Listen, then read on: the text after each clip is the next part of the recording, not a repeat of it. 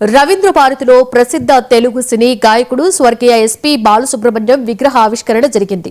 మాజీ ఉపరాష్ట్రపతి వెంకయ్య నాయుడు బాలసుబ్రహ్మణ్యం విగ్రహాన్ని ఆవిష్కరించారు. ఈ కార్యక్రమంలో బాలు సోదరి శైలజ, ఆమె భర్త సుమలేఖ సుధాకర్, మంత్రి శ్రీధర్ బాబు పాల్గొన్నారు. ఈ సందర్భంగా వెంకయ్య నాయుడు మాట్లాడుతూ దేవుడు స్వార్థపరుడని ఆవేదన వ్యక్తం చేశారు. ముందు ఘంటసాలను, ఆ తరువాత బాలసుబ్రహ్మణ్యంను తీసుకువెళ్లారని అన్నారు. బాలసుబ్రహ్మణ్యం స్వర సార్వభౌమత్వానికి నిదర్శనమని కొనియాడారు.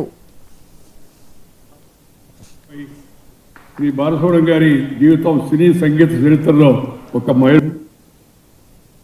తెలుగు సినిమా సంగీతానికి బాలు వీరిద్దరు ద్వయం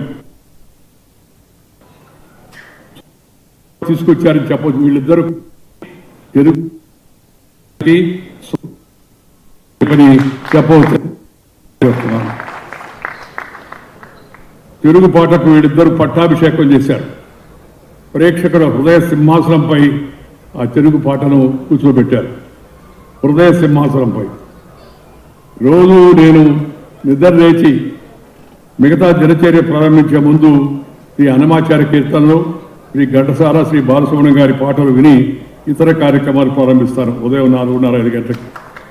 దానివల్ల సద్బుద్ధి, సదాచారం, సత్ప్రవర్తన అని చెప్పి నా భావం. సంగీతానికి అంత ప్రభావం, అంత శక్తి ఉంది.